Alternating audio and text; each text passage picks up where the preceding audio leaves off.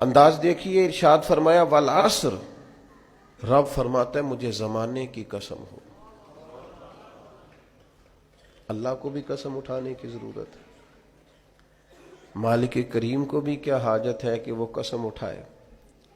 لیکن تاکید کر کے بات ذہن میں اتارنے کے لیے۔ انسان کا مزاج ہوتا ہے نا، جس بات پہ قسم اٹھائی جائے اس کو انسان سمجھتا ہے زیادہ پکی ہے،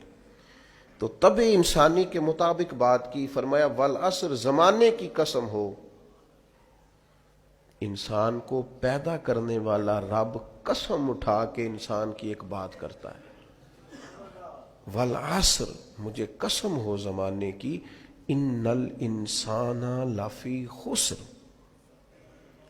انسان کو پیدا کرنے والا رب فرماتا ہے بے شک انسان خسارے میں، گھاٹے میں، نقصان میں۔ لوگ اس کو کہہ رہے ہیں بڑا سیٹ ہے، لوگ کہہ رہے ہیں بڑا کامیاب ہے، یہ بھی کہہ رہا ہے اللہ کا بڑا شکر ہے، لیکن پیدا کرنے والا رب، انسان کو بنانے والا، اس کو جاننے والا رب فرماتا ہے مجھے زمانے کی قسم ہو یہ نقصان میں ہے۔ اور خسارہ اس خسارے کو نہیں کہتے ہیں کہ لوگ کہتے ہیں میں نے کاروبار کیا تھا تو نفع نہیں ہوا، نقصان ہوا۔ خسارہ اس خسارے کو کہتے ہیں جو اصل مال بھی ضائع ہو جائے، راس المال بھی ضائع ہو جائے تو کہتے ہیں خسارہ ہوا ہے، یعنی اس کے پاس جو تھا اس میں بھی یہ خسارے میں، کہ یا اللہ سارے خسارے میں ہے؟ فرمایا نہیں، الا الذین آمنوا، جن میں 4 صفتیں پائی جائیں وہ نہیں خسارے میں۔ ان میں پہلی صفت یہ ہے کہ الا الذین آمنوا، بے شک وہ لوگ جو ایمان لائے، مگر وہ لوگ جو ایمان لے آئے، جن کا ایمان مضبوط ہو، جن کا عقیدہ ہو کہ اللہ ہمارا رب ہے، وہی پیدا کرنے والا ہے، وہی رزق دینے والا ہے، اسی کی تقدیر کا غلبہ ہے، رب کریم ذرے ذرے کو جانتا ہے، اللہ تعالیٰ نے جس حال میں رکھا ہے یہی حال میرے لیے بہتر ہے۔ انسان محنت پوری کرے، نتیجہ اپنے رب پہ چھوڑ دے، اسباب سارے جمع کرے، بھروسہ اپنے اللہ تعالیٰ پہ کرے، عقائد کے لحاظ سے پختہ ہو، اور پھر اس کا عقیدہ ہو کہ بعد از خدا بزرگ توئی قصہ مختصر، کائنات میں سب سے عرفہ والا، عظمتوں والے، شانوں والے، بلندیوں والے، رفتوں والے، کائنات کے امام، نبیوں کے امام، رسولوں کے امام، فرشتوں کے امام، محبوب مطلق اگر کوئی ہے تو جناب محمد الرسول اللہ ہے صلی اللہ تعالی علیہ وسلم۔ سب سے اولا ہو اعلیٰ ہمارا نبی، سب سے بالا ہو اعلیٰ ہمارا نبی، اپنے مولا کا پیارا ہمارا نبی، اور دونوں عالم کا دھولا ہمارا نبی۔ نظریاتی پختگی حاصل ہو، عقائد پختہ ہو، ایمان میں عقائد پوری طرح داخل ہے، عقائد اہل سنت کا پابند ہو بندہ۔ پھر ایک اور بنیادی عقیدہ ہے، اسی ضمن میں سارے عقائد آ جاتے ہیں، فرشتوں پر بھی ایمان ہو، اللہ کے تمام انبیاء پر ایمان ہو، اچھی بری تقدیر پر ایمان ہو، لیکن ایک بنیادی عقیدہ جس کو عقیدہ آخرت کہا جاتا ہے، اس پر انسان کا ایمان ہونا بڑا ہی ضروری ہے۔ اگر آخرت پر ایمان کمزور ہو جائے تو دنیا میں جتنے بھی عمل ہم کرتے ہیں یہ سارے کمزور ہو جائیں۔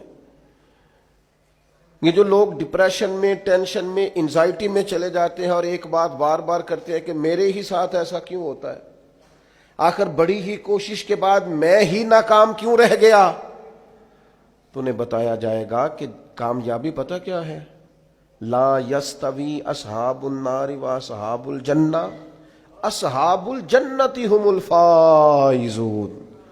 جنتی اور جہنمی برابر نہیں ہیں، کامیاب وہ ہیں جنہیں اللہ تعالیٰ نے اصحاب جنت بنایا ہے۔ جو جنتی ہیں وہ کامیاب ہیں،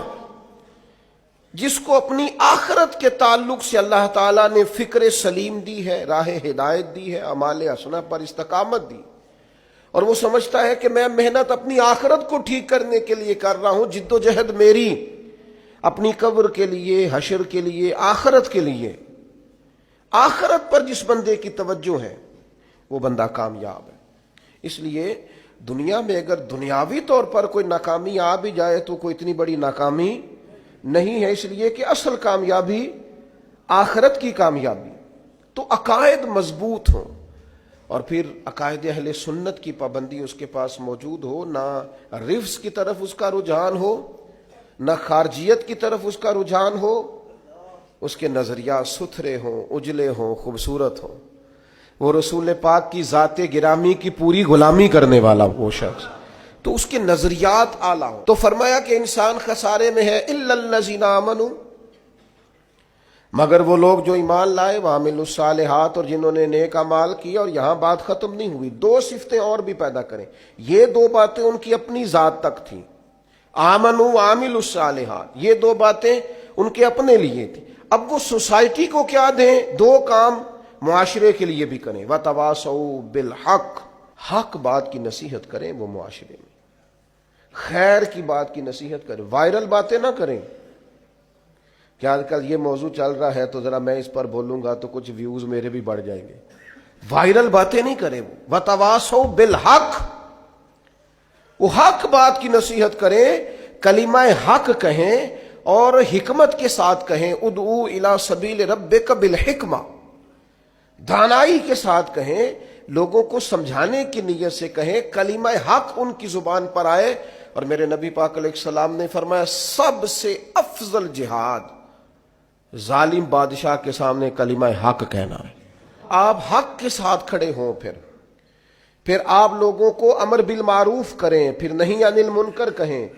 اور وہ بھی بندہ دیکھ کے نہیں۔ اگر امیر آدمی غلطی کر رہا ہے تو پھر آپ خاموش ہیں، اور کسی غریب کو کرتے دیکھ لیا ہے تو آپ نے دینی حکمت کو بھی پیش نظر نہیں رکھا اور اسے رسوائی کر دیا ہے، آپ نے اسے سخت ترین تکلیف سے گزار دیا ہے۔ حق بات کی نصیحت کریں، اور جو لوگ حق بات کہتے ہیں نا ان پر تکلیف بھی آتی ہے، تکلیف آتی ہی ہمیشہ حق کہنے والوں پر۔ تو چونکہ میدان لگایا ہے، اب حق میں نکلے ہو، اب تم نے سفر شروع کیا ہے تو بھائی پیروں پہ چھالے تو پڑیں گے، سفر کرو گے تو تھکاوٹ تو ہوگی، کوئی رستہ طے کرو گے تو گرد تو پڑے گی، اگر کسی سمت تیز دوڑو گے تو مخالف سمت سے ہوا تو تیز آئے گی۔ اب وہاں گھبرانا نہیں، کمزور نہیں پڑنا، تھکی باتیں نہیں کرنی۔ اب ایسا نہ ہو کہ تم نے معذرت خواہانہ رویہ اختیار کیا، وتواصوا بالحق وتواصوا بالصبر، وہ حق بات کی وصیت کرتے ہیں اور ایک دوسرے کو صبر کی تلقین کرتے ہیں۔ چار صفات پیدا کریں تو خسارے سے بچ سکتے ہیں۔